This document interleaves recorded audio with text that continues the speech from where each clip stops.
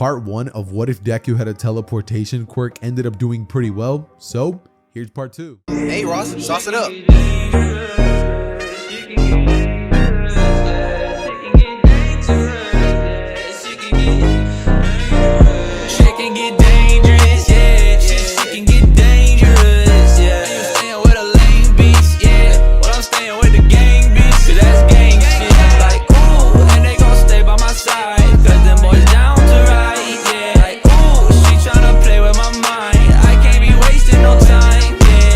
We pick up our story in the perspective of Izuku.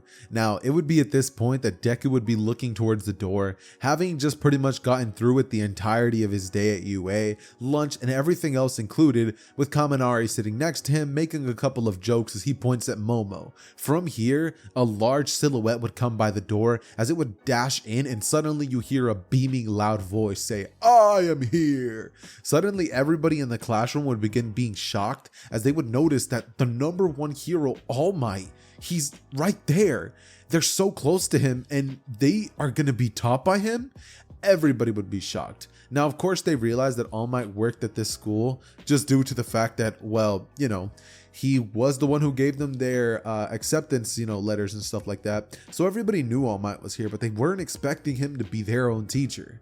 That said, though, All Might from here goes on to talk to the classroom for a little bit as everybody would get their fangirling and fanboying respectably out of the way, eventually leading All Might to pressing a button and telling them all that to be a hero, you gotta look the part. So here's their hero outfits. Turning towards the wall as it would reveal all of their cases with their hero outfits that they would have sent in to get specifically made for themselves.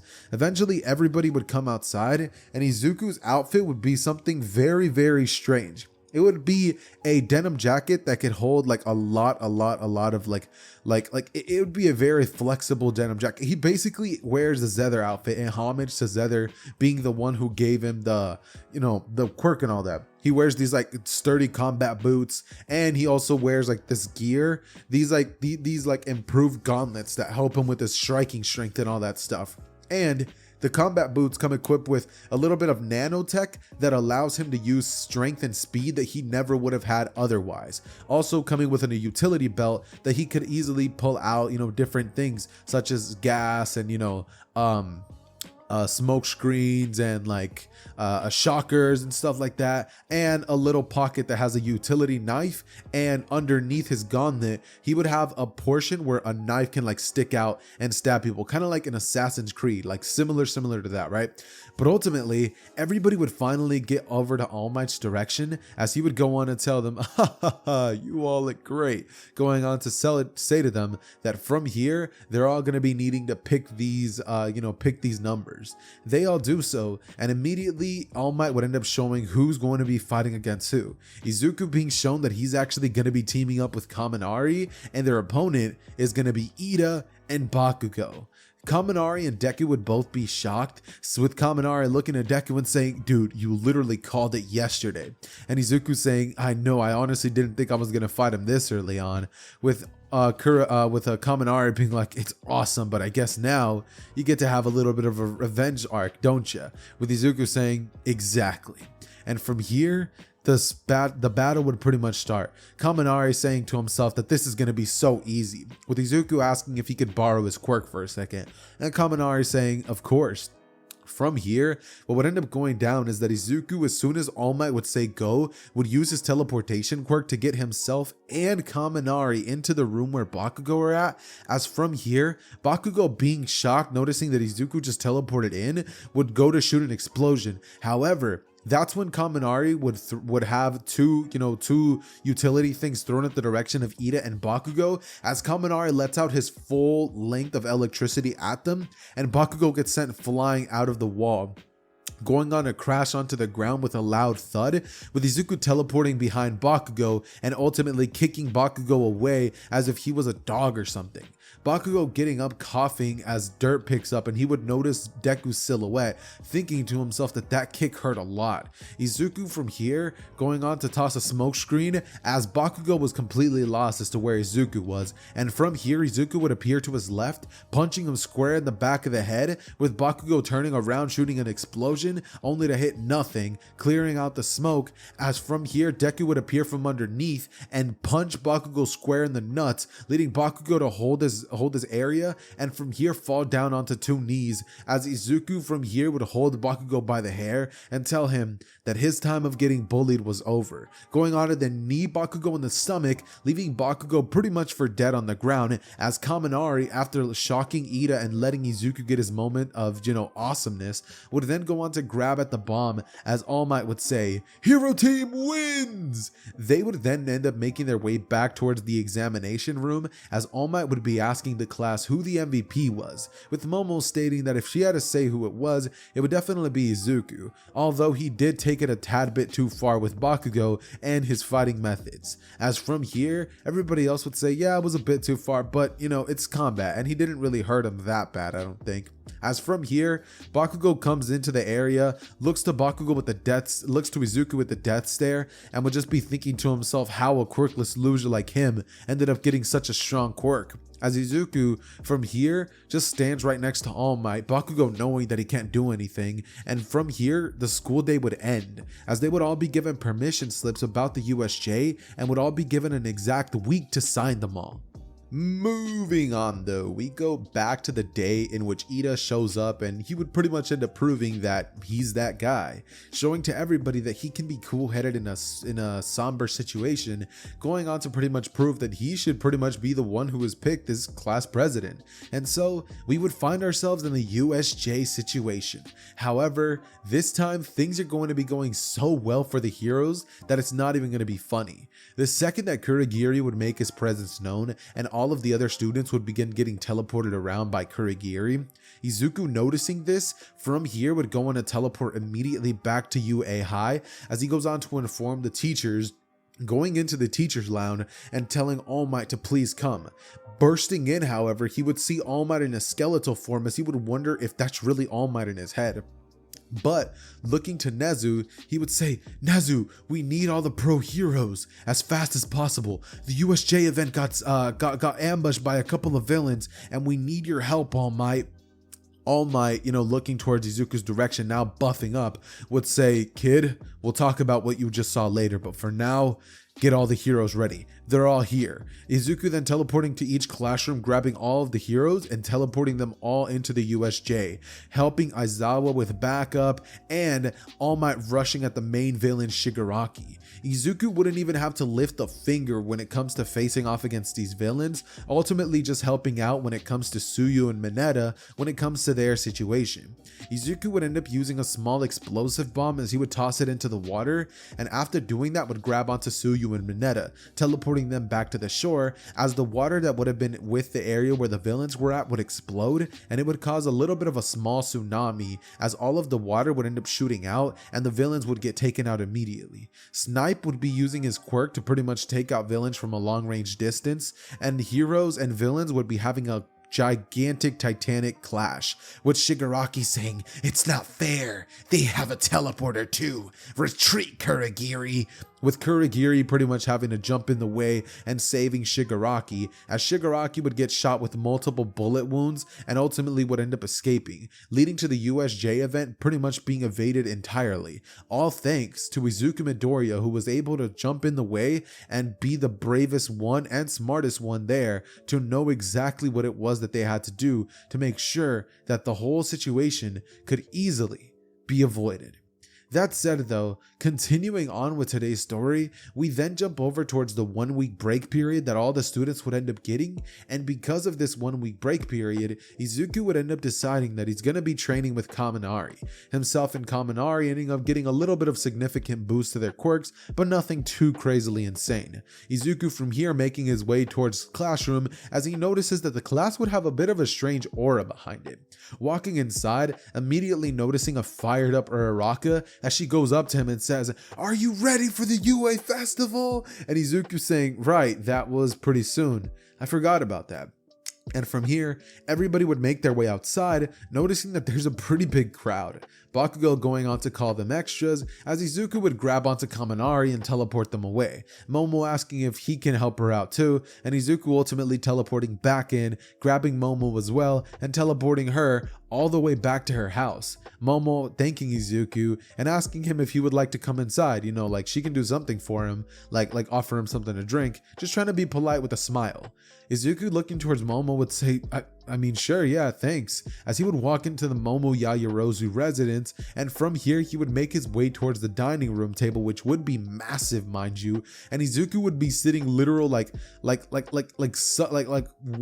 he's sitting very far basically, right? It's a very, very long table that can seat like 30 people, and Momo's on one side and Deku's on the other, as Deku would say, kind of a big table, don't you think? With Momo saying, yeah, it is rather big. Would you like to come over here? Izuku teleporting to the seat right next to her and activating Grizzly Bear mode, as Izuku would go on to start, you know, putting on the moves on Momo, right? You know what I'm saying? Like making sure that she knows, ish me, you know what I'm saying? Ish me, it's ish me, Deku, you know what I'm saying? And from here, he goes on to rizz her up a little bit, and they have a pretty good time, not gonna lie. They have a pretty good convo, and Momo goes on to share with Izuku a couple of things, with Izuku telling Momo that she has such an incredible quirk, and them pretty much drinking, here, let's say that they drink the Kern's mango juice because, you know, she just so happens to love it or something. Why am I saying that? Because I was just drinking one like 10 minutes ago. That said though, continuing on with the story, we find ourselves at the UA Sports Festival event, and Izuku would actually be the one who gives out the speech for the UA Sports Festival event to start, right? What would end up happening after this is we end up finding ourselves in a very, very cool situation in terms of what would end up happening is Midnight goes on to shine the starter's pistol, and Izuku would end up easily just teleporting straight to the finish line, being the first one to pass and giving nobody else a chance to even come close. Izuku having a teleporting quirk, this would have been an easy breezy flash in the park. And from here would come the cavalry battle, which Izuku would specifically pick Kaminari out from the rest, and from here Mei Hatsume as well as Momo would go over towards him, seeing as he was the winner, and Momo kind of has a little bit of an established friendship with Deku now, seeing as they ended up hanging out that day and getting their own, you know, texting information. Izuku and Momo having a bit of a flirtatious relationship now, and Momo having a very keen liking towards Midoriya. Continuing this, Izuku using his teleportation quirk would just teleport around grabbing all the headbands, and whenever anybody would try to retaliate, Deku teleports the team around, bam here, bam over there, bam I'm over there, bam I'm over there. And so this would pretty much just lead Deku and his team to have an easy pass for that portion. Ultimately, jumping into what happens next, we would then have the 1v1 battles which Izuku has to face off against Shinso.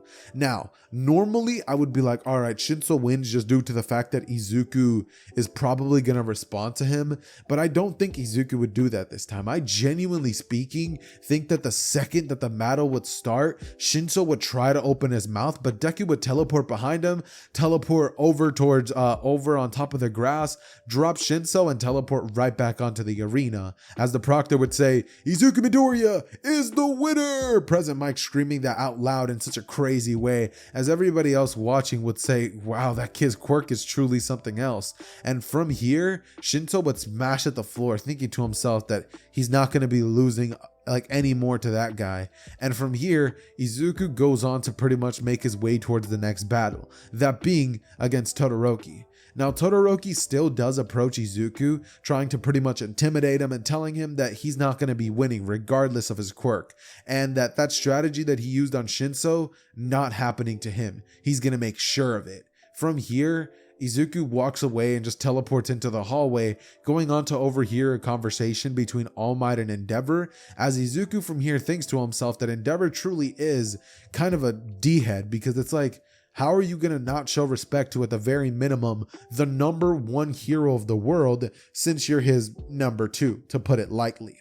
And from here, what would pretty much end up happening is that Izuku would make his way towards the ring for the second battle after having supported Kaminari, who ultimately would have ended up losing to the plant girl. Kaminari being upset, but Izuku cheering him up, telling him that it was just his unlucky day. Her quirk quite literally is the perfect counter to Kaminari, and she has such a nullification quirk on Kaminari that it wouldn't have made a difference how much electricity he outputted when it comes to facing off against that girl in particular.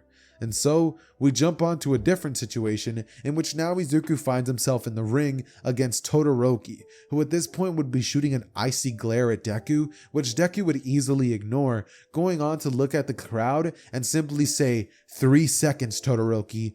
3 seconds is all I need to get you out. And I'm not even going to be using the ring as a technical outing, right?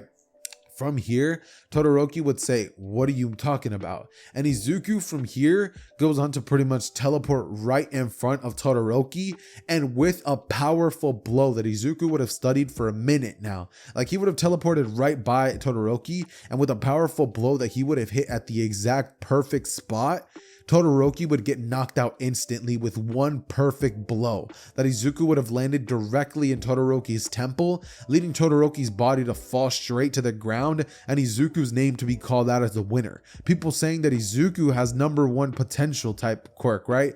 And Izuku would be just feeling himself after having pretty much beaten Todoroki, his biggest threat when it comes to this thing, ultimately noticing that Bakugo ended up making his way towards the finals. Izuku smiling to himself internally, thinking to himself that it's about time that he got some payback on Bakugo for all of those times that he thought he could bully him, and more specifically for almost being the reason that Izuku did actually end up killing himself. Obviously Bakugo wouldn't have been the one who have done it, but he definitely would have been the one reason that Izuku would have had to push him over the edge. Bakugo is quite literally Izuku's 13 reasons why. And so jumping into that battle, what pretty much ends up going down is Izuku would teleport over towards Bakugo, right? As soon as it starts, Bakugo throwing an explosion at Izuku, trying to predict where Izuku would have appeared, and it would have actually ended up working. Izuku getting hit with a powerful explosion, with Izuku thinking to himself that he might have just started guessing his pattern. Izuku thinking, oh well, not like he could get me from long range, and Bakugo from here would have to come closer to Izuku, which Izuku would teleport to the most obvious spot, which Bakugo wasn't expecting whatsoever, and Izuku would land a blow on Bakugo, which would have actually almost landed on the same spot as Todoroki, but Bakugo turned his head slightly, and that was just enough to get Izuku to pretty much end up missing and still do heavy damage, but not enough to take Bakugo out. Bakugo from here goes on to throw an explosion, which Izuku would dodge using his teleportation quirk, and Izuku would continue dodging and dodging and dodging and dodging and dodging. Bakugo not being able to do a single thing about it, and Izuku then landing punch after punch after punch. Izuku just pummeling Bakugo in a way that Bakugo hasn't been used to, before ultimately teleporting all the way up to the sky where, you know, Bakugo's literally in space, not being able to breathe, oxygen being so thin, and then him just teleporting right back onto the ground with him pointing up and everybody in the crowd looking up as they would see Bakugo falling down using his explosion quirk, trying to propel himself to the earth as fast as he can. Bakugo charging up a howitzer impact as Izuku, noticing that Bakugo was about to hit him with a powerful attack, just teleported out of the way. Bakugo realizing this, having to hold out on the attack, and the guy who could use the mud quirk or the concrete quirk, Mr. Cementos or something like that. Yeah, Cementos would end up using his quirk to minimize the impact of Bakugo's howitzer impact, which would be 2 times as massive as usual, considering that he had the force of like falling down from high distances to propel himself. From here, Izuku teleports back onto the ring to see a Bakugo who would have done his own undoing, and he would then lift his own hands up as he would say, "I won!" with everybody in the crowd beginning to cheer, and Inko, who would be watching from the stands, breaking out in tears as in such comedic anime fashion, tears would begin forming a river, with Izuku rushing towards the direction of his mother, blitzing there immediately, and Todoroki, you know, watching this battle as he thinks to himself that Bakugo never stood a chance, and that since the fact that this was like a ring and knockout type of deal, Izuku is just so deadly. His ability to just teleport wherever he wants to without anybody being able to do anything about it is so deadly that if Izuku was a villain, he would probably be the most dangerous villain ever. If he was able to use like death, like assassin-like techniques, just teleporting behind somebody and slitting their throat would be as easy as it would be for Deku to be the best killer in the world. He's sure glad that Izuku's on their side. But ultimately, what ends up going down is Izuku ends up getting his medals, Bakugo ends up getting second place, Todoroki coming in third, and ultimately the sports festival ending, leading to all of the students finding themselves back at class where they would all begin talking about how fun the sports festival was. Eventually, Aizawa would end up introducing Midnight to the classroom once more, as she would go on to tell them that she's here to help them out with their hero names as well as their hero internships. Everybody going on to pick their own names, as Izuku would pick the name Zap, since he can zap anywhere in an instant. And it was actually a name that just popped up in my head randomly. I didn't think about it at all, but I actually think it sounds kind of cool. What do y'all think? But no, going on to who he's going to be interning with, since Izuku doesn't exactly have the quirk of One for All this time, we're actually going to be having him intern with a different hero. Now, this is where I want you guys to pick who he's going to be interning with for the next part of this What If, but continuing on with the story, Izuku would find himself on the bus as he would stand right outside of his pro heroes agency that he's now going to be interning with, looking up as he sees some sort of billboard that says fandom, wondering to himself, what's fandom? Well, let me explain. As anime fans, we love to show our support to our favorite shows by rocking anime apparel. But something I'm pretty sure we can all agree on is it's so expensive. So I've partnered up with Fandom to bring you all affordable, high quality anime merch that you are sure to love. And if you use my code Xehther at checkout, you can even get an extra 10% off the already affordable merch. Keep in mind, it does come from overseas sellers, so its sizing is going to be different since it's overseas. That said, let's get back into the video.